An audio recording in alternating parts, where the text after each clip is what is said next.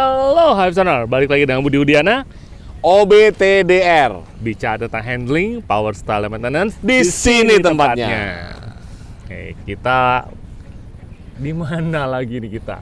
Ciletuh, Sukabumi, Jawa Barat, Indonesia, guys. Yo, Indonesia dengan segala keindahannya ya. Nah, indah banget. Indah banget. Ini kita tepatnya di Curug Cimarinjung ya kalau Iya, Curug Cimarinjung di belakang kita ini. Betul. Nah, di sini kita Hmm. lagi jalan-jalan juga. Ya, Sekaligus kita mau bahas nih untuk range produknya si suspensi YSS. YSS.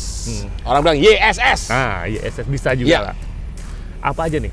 Secara fitur sebenarnya ada dua ya. Ya, shock YSS itu ada dua, ada Ya. yang biasa, Ya. yang hidrolik, Dan dan ada juga yang gas. Karena kita bahas yang gasnya aja ya, karena Ya. hidrolik sendiri sebenarnya udah shock lama Ya, banget sama. ya. Sama dengan yang orinya. Iya, Bawaan. betul. Ya. Nah, untuk yang gas sendiri nih, Nah. tipenya ada dari yang terendah apa nih Pak Yudo? Tipenya yang gas sendiri dari all new DTG, ya. Terus di atasnya itu ada G series ya. G series. G series atau ada G plus ya. Terus juga di atasnya lagi ada G Sport ya. G G Sport. Atasnya lagi ada G-Top. lagi G-Top. Udah Atasnya G-Top. lagi G-Racing. G-Racing. Tapi di luar itu juga masih ada berapa lagi ya, seperti contohnya yang saya pakai nih. Ya, Z betul. Sport. Z Sport. Nah. Ya.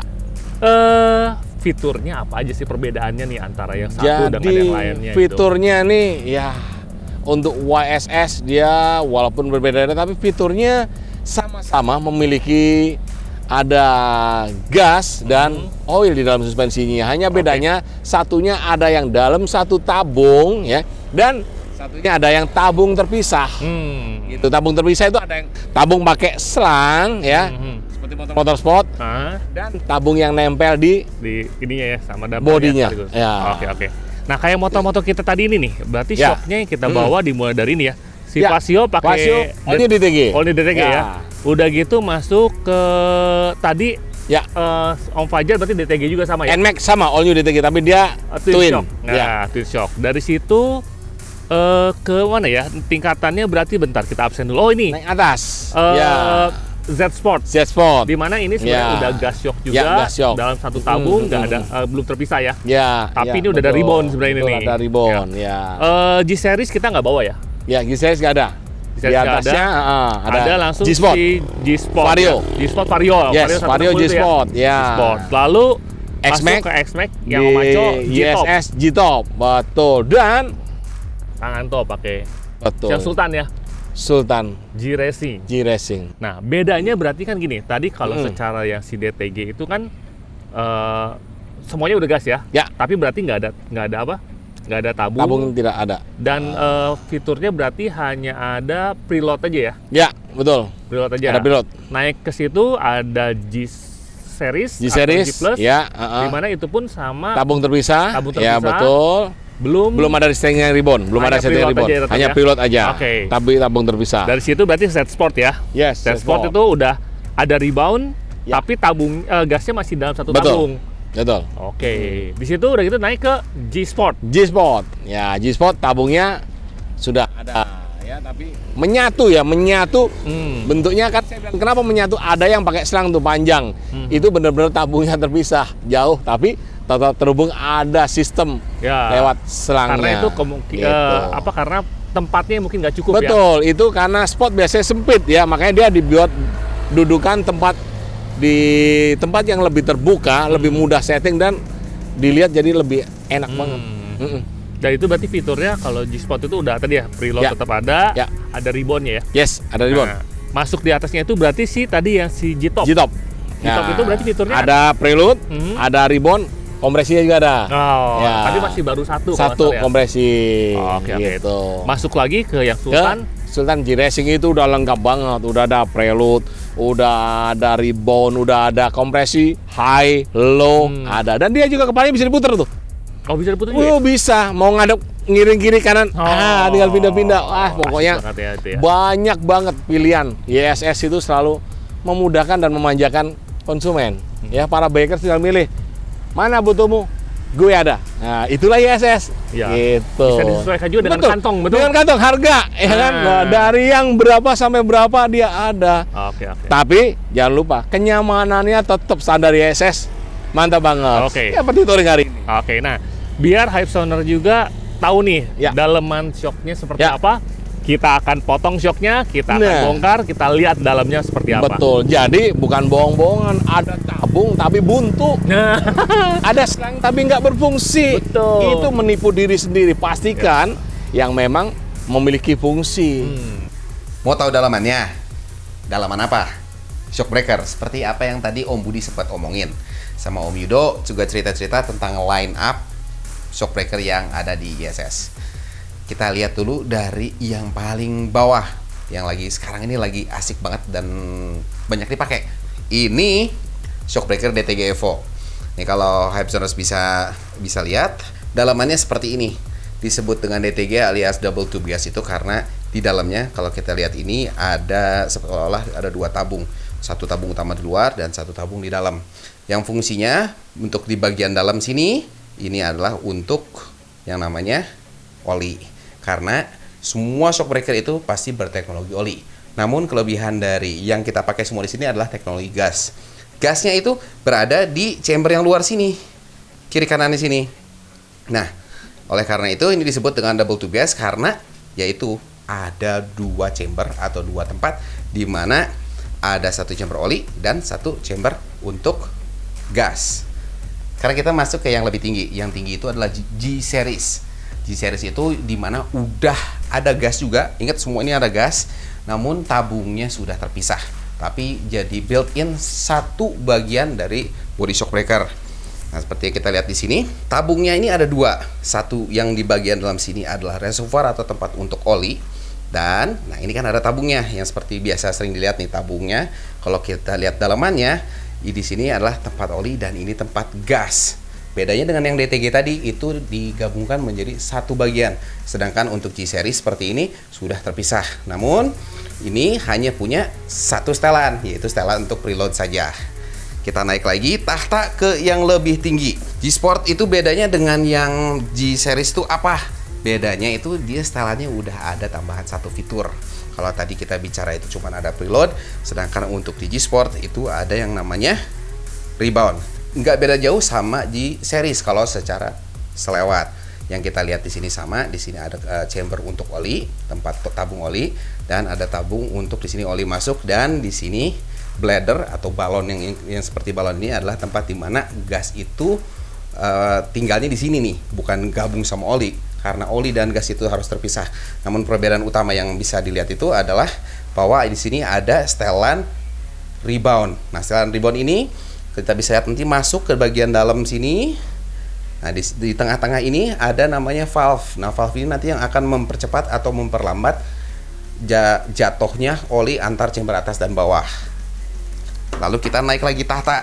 Tahta berikutnya itu adalah G-Top. G-Top itu dan G-Sport ini sama-sama yang dua-duanya memiliki fitur compression. Saat kita lihat tabungnya masih mirip seperti tadi, cuman perbedaannya sekarang di sini ada tadi untuk rebound dan di bagian atasnya ini ada setelan untuk compression. Jadi kalau kita melihat seperti ini adalah valve atau keran untuk ngatur cepat lambatnya oli bergeser dari atas ke bawah sini. Sedangkan untuk compression itu nanti alur oli yang dari chamber utama shockbreaker itu menuju ke tabung. Ini fungsinya compression itu nanti untuk menghambat turunnya shockbreaker, sedangkan rebound itu menghambat baliknya shockbreaker. Tadi juga sempat disebut-sebut, nggak semua shockbreaker itu tabungnya bergabung. Nah, di sini juga ada ini G-Racing nih. G-Racing untuk motor-motor yang monoshock. Jadi kadang-kadang kan di bawah kolong itu tempat untuk naruh tabung itu sangat sedikit, sehingga tabungnya itu dipisahkan. Sebenarnya konstruksinya kalau kita lihat sama-sama dengan mirip dengan G-Series, hanya bedanya itu karena memang ya seperti saya bilang tadi, penempatannya itu kadang-kadang di bawah kolong itu limited, sehingga tabungnya itu dipisahkan dari tabung shock utama. Bisa dilihat ini bahwa dari tabung utama ke bagian reservoir di sini itu menggunakan selang. Kita lihat di sini ada dua setelan untuk compression, yaitu high sama low compression.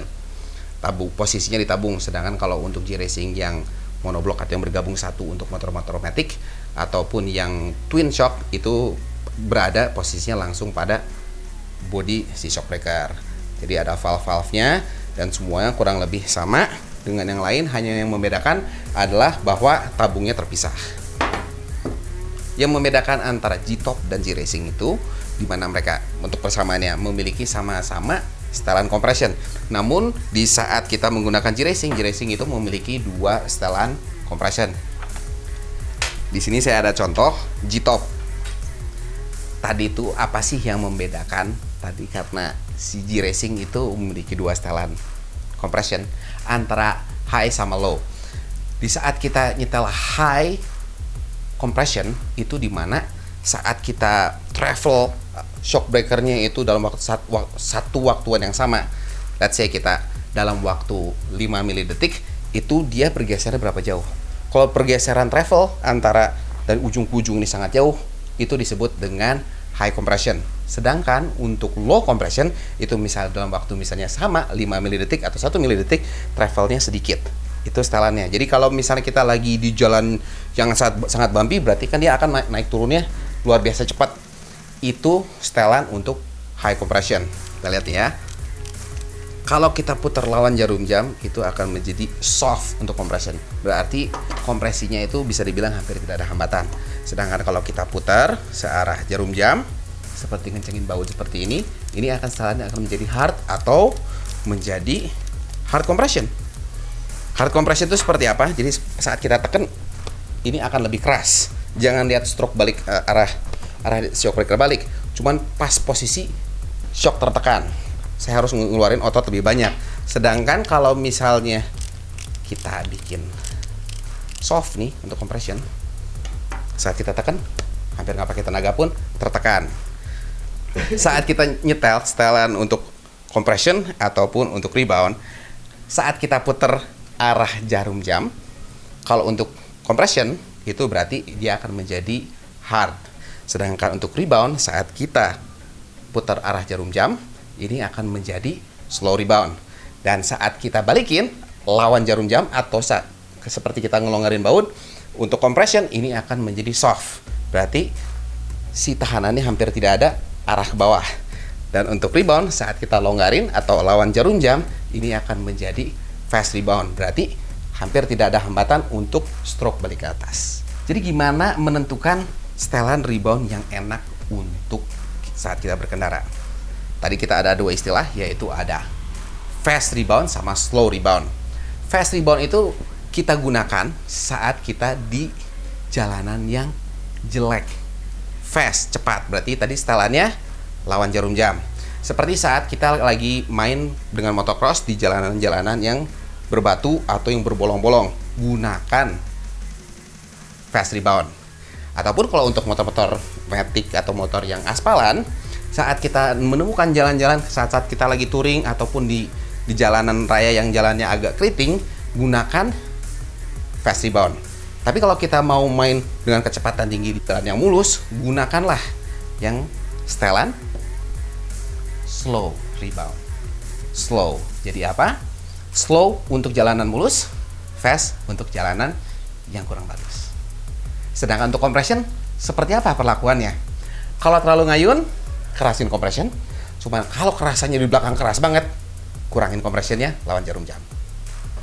Untuk semua setelan, mau compression, mau rebound, karena setelan yang ada di sini hanya dua itu ya.